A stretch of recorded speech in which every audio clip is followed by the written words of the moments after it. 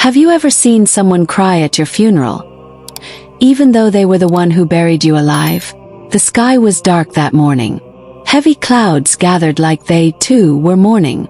The village was silent except for soft cries and the sound of shovels hitting earth. Inside a polished brown coffin lay Nkechi, 22 years old.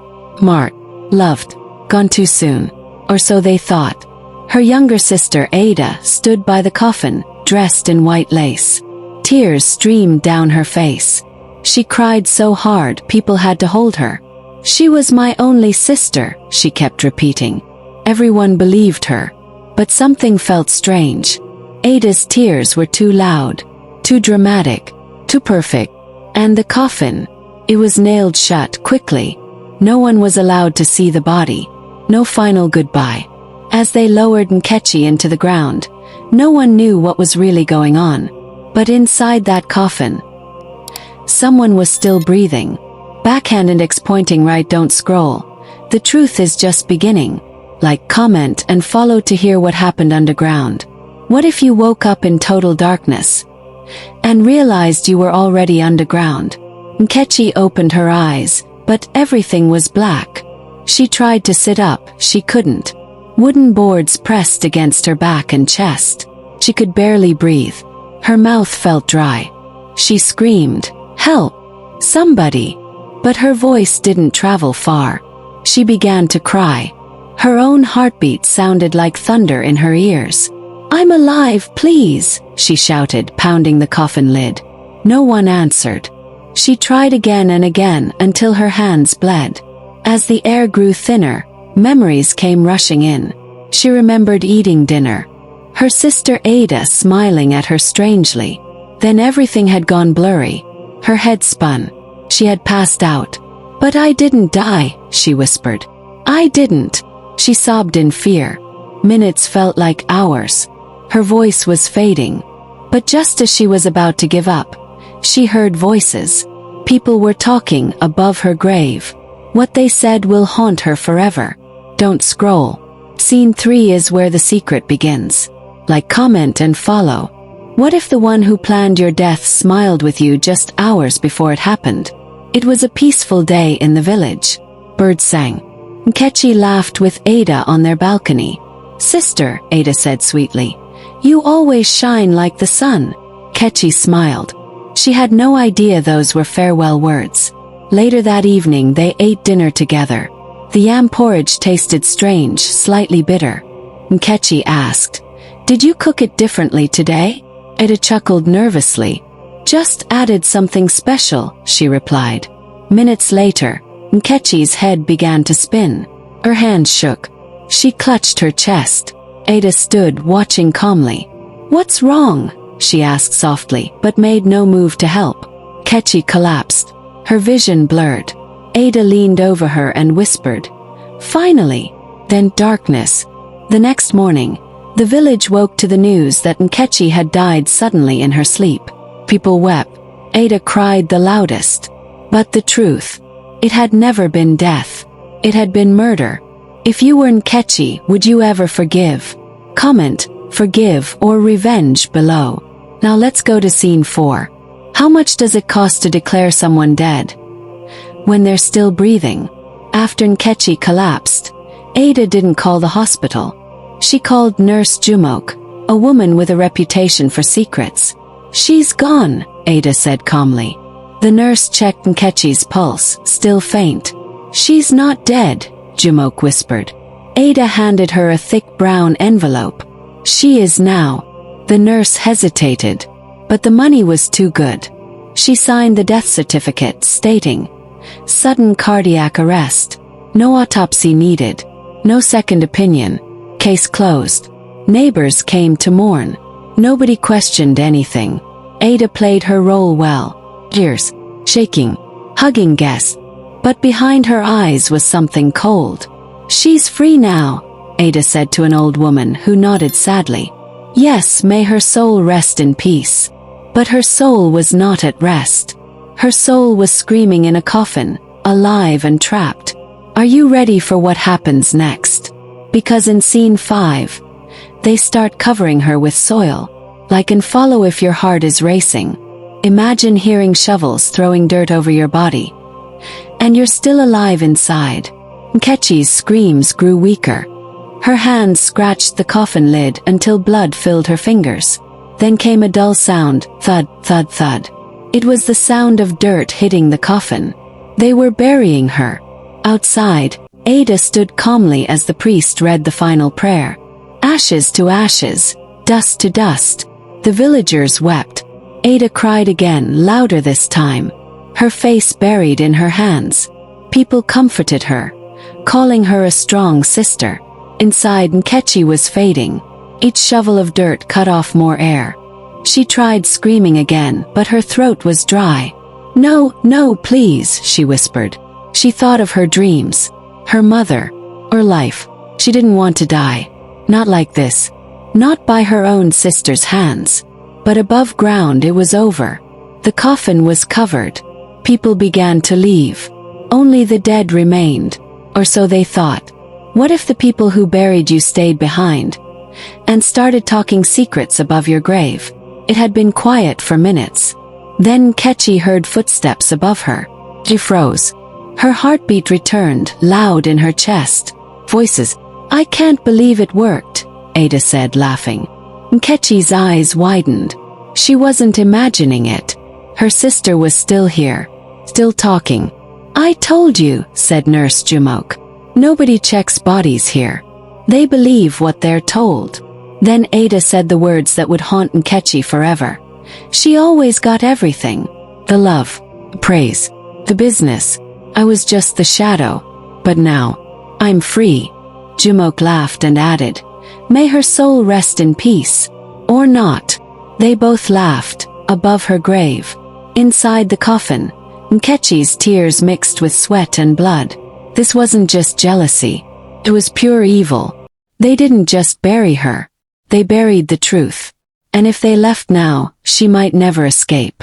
If this was your sister, what would you do? That night, the rain poured harder than ever. Ada stood with Nurse Jumok near the fresh grave.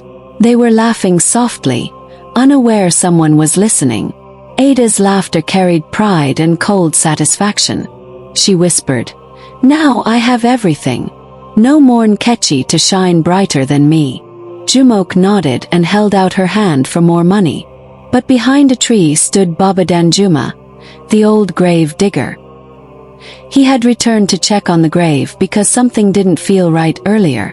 Now, hearing Ada's words, his eyes widened. He stepped back slowly, almost slipping on the wet earth. This wasn't just a burial. This was murder. His heart pounded. He looked at the mound of earth again. Could she still be alive? He dropped his lantern and ran back toward the grave, the sound of laughter still behind him. He whispered, God help me if she's still breathing. If someone was still alive underground, would you listen? Or walk away? Like, comment, share, and subscribe for more heart-touching stories. Baba Danjuma grabbed a rusty shovel and began digging with all the strength left in his old body. Thunder cracked across the sky. Lightning lit the scene as his hands bled from gripping the handle too tight. His heart raced. Nkechi, can you hear me? He cried. The mud was heavy, but something pushed him to keep going. Suddenly a small sound like knocking. Then another. His eyes widened. He dug faster, the mud flying everywhere. Then through the soaked earth a hand burst through. Muddy, shaking, desperate. Baba screamed in shock but reached for it. She's alive, he shouted into the storm. He pulled and pulled until Nkechi's head broke through the surface. She was gasping, eyes wide, body shaking, soaked in mud and blood. Baba wrapped his arms around her, tears pouring down his cheeks. You're safe now, my child. You're safe.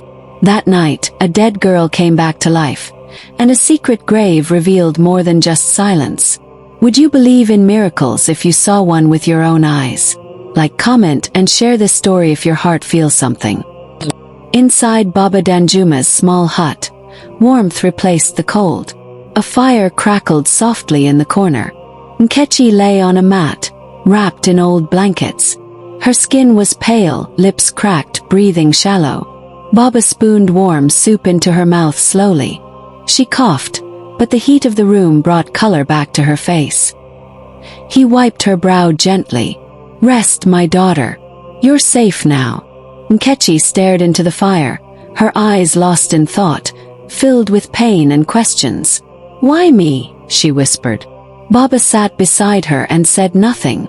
Just his presence brought peace. Outside, the rain still fell, but inside, a new hope was born. The girl they buried was alive, but broken. Nkechi closed her eyes, flashes of Ada's face haunting her mind. Her sister, her own blood. Baba held her hand. "When you're ready, you'll tell your story. And the world will listen. This is not just a tale of betrayal. It's about rising again." Subscribe for more stories that pierce the heart and awaken the soul. The rain had stopped, but the night was still. Ada lit a candle and opened her door after hearing a knock. Her heart dropped. There, standing in the shadows, was Nkechi. Alive, though silent. Her eyes held no tears, just pain and truth. Ada froze. You're dead." Nkechi didn't answer. She stepped forward, the candlelight flickering on her muddy face. Ada stepped back, trembling. "It wasn't me, it was Jumok," she blurted. Nkechi's stare cut deeper than any words. "You watched me die, Ada. You paid them." Ada dropped to her knees, crying uncontrollably. "I was jealous. I didn't mean to kill you." Nkechi stood over her, saying nothing. The silence was louder than screams. She turned and walked away, leaving Ada shaking. That night, truth entered like a ghost without shouting. Some betrayals don't need punishment. They punish themselves. If you felt the pain of betrayal, share this story. Like, comment, and subscribe. Nkechi sat under the stars, her blanket wrapped tight around her. The village was quiet. The fire beside her crackled gently. Baba Danjuma joined her, sitting in silence. No words were needed. She looked up at the sky. "It's strange," she said softly. "I died, but I didn't die. Everything hurts, but I feel peace." Baba nodded.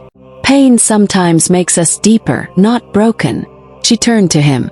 "Will they believe me?" He smiled faintly. The truth speaks louder than lies, even when whispered. They sat there, wounded but healing, broken but breathing. Her scars were still fresh inside and out.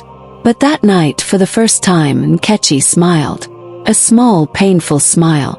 Healing takes time, but it begins the moment we stop hiding. Like, comment, and subscribe if this touched your heart. The next morning, the village gathered at the square. Word had spread like wildfire. Nkechi was alive. She stepped forward, calm and strong. Ada stood behind, eyes red, shamed. Nurse Jumok tried to sneak away, but the chief raised his hand. "Come forward," he ordered. All eyes watched as Nkechi spoke. "They buried me alive. My sister and her nurse." Gasps erupted. Ada cried. "I was wrong. I was weak." The chief turned to the crowd. "Justice begins now." Jumok dropped to her knees. The villagers murmured. Nkechi looked at Ada. "I don't hate you. I just pity you." When truth walks back into the room, lies fall silent. Share this story if you believe in justice. Like, comment, and subscribe. Nkechi looked into the camera, her eyes full of tears, not of pain but strength. Her face was peaceful, yet carried the weight of what she'd survived. Behind her, the sun was rising, casting soft golden light over her shoulders. "I don't tell this story for revenge," her voice said softly. "I tell it for every soul who was buried too early, by envy, by betrayal, by silence." Her lips trembled, but she didn't look away. Sometimes the ones closest to us dig the deepest graves. But still we rise. The wind moved gently through her braided hair. Her final words echoed through the screen. "Would you forgive your own blood?" If this story moved you, please like, comment, share, and subscribe. More stories like this deserve to be heard.